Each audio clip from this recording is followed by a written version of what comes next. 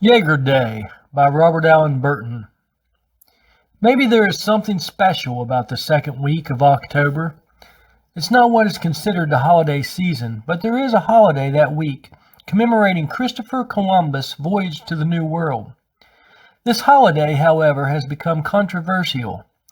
Critics of celebrating the memory of Christopher Columbus landing in the Americas point out the fact that one cannot discover a land where people have already been living for thousands of years. Critics also charge Columbus with acts of racism, sexism, and abuse of indigenous people. I have three things to say in defense of Christopher Columbus Day. One, I am leery of new facts about the past. History is something that is preserved and passed down. The more that is added to it or taken away from it, the less reliable the story becomes. Two, we must keep in mind that the future is going to judge us as well. It may be the case that a future civilization that is not powered by fossil fuel will look back upon us and think that we were barbaric for driving combustion-powered vehicles that funded wars for oil. Three, I feel that the real point of Columbus Day is the spirit of bold adventure. In a time when many believed it was possible to sail off of the very earth, Columbus was willing to risk it for the sake of new discovery. But perhaps Columbus Day has already been muddied beyond repair. Accusations of racism, sexism, and abuse are serious. The reading I did into this matter stated that these accusations are based off of writings that are supposedly the journals of Columbus himself, but the authenticity is unconfirmed. So I'm not convinced that Columbus was a bad person, but the fact is I don't know that he was a good person either, although I feel that Columbus is a good sample of the spirit of adventure, one that all humans can potentially admire and aspire toward. I also understand why some people who honor Native American traditional life find it contradictory to also honor Columbus Day.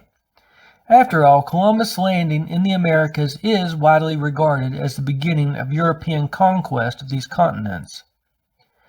So since Columbus Day offends a lot of Americans, hear my proposal for a replacement holiday that still honors the same spirit of adventure that Columbus Day commemorates.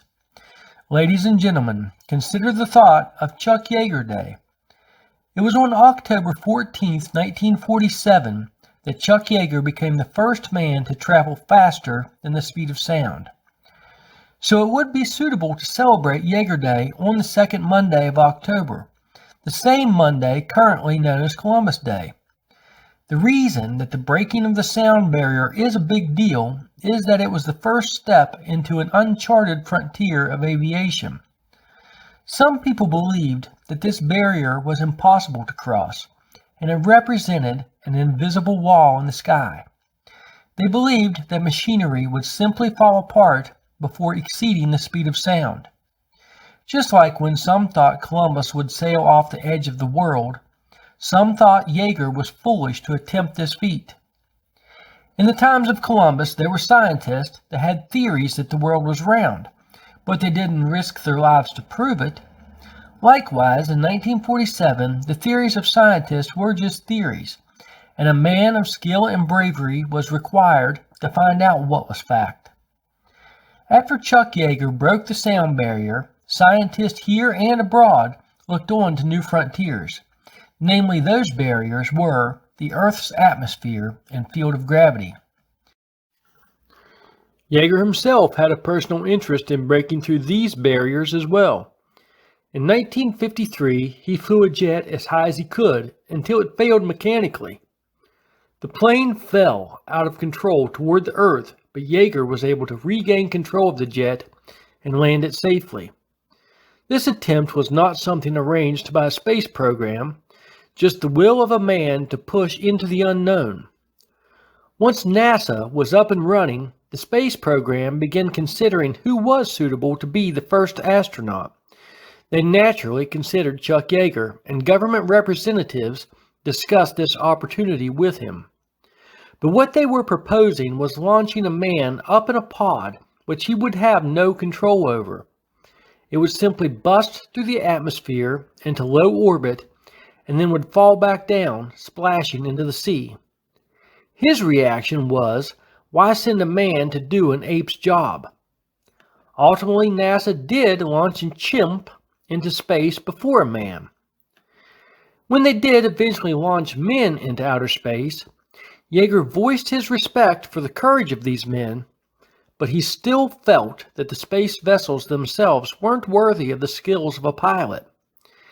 NASA respected Yeager's yearning for a vessel one could actually navigate through both space and within the Earth's atmosphere, and they employed Yeager to help train their astronaut recruits.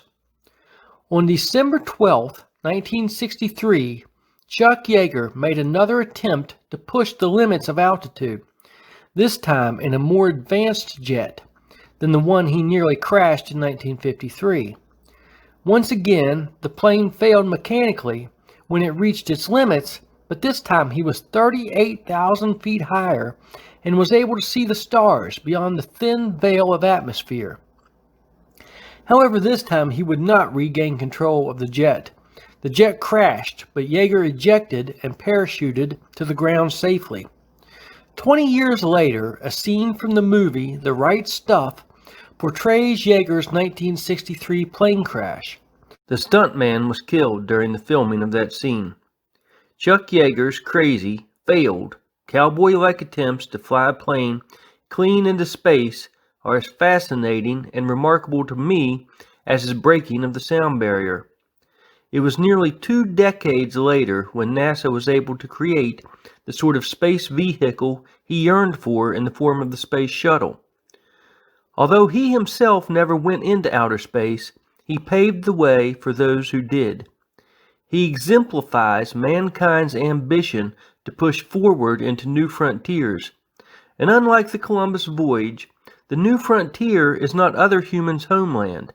The new frontier is outer space, and it's a frontier that we ponder as a species. Perhaps now that we are living in the space age, it is fitting that we honor one of this new frontier's original pioneers with a holiday. I originally wrote this essay on December 7th, 2017, when Chuck Yeager was 94 years old. I thought it would be nice if he could live to see the day that his achievements were honored with a national holiday.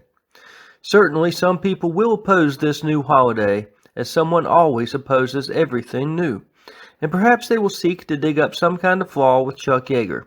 I make no claim that the man is a saint. He hung with a pack of pilots out in the Southwest known as pilot jocks, and they were known to be boisterous and rowdy at times.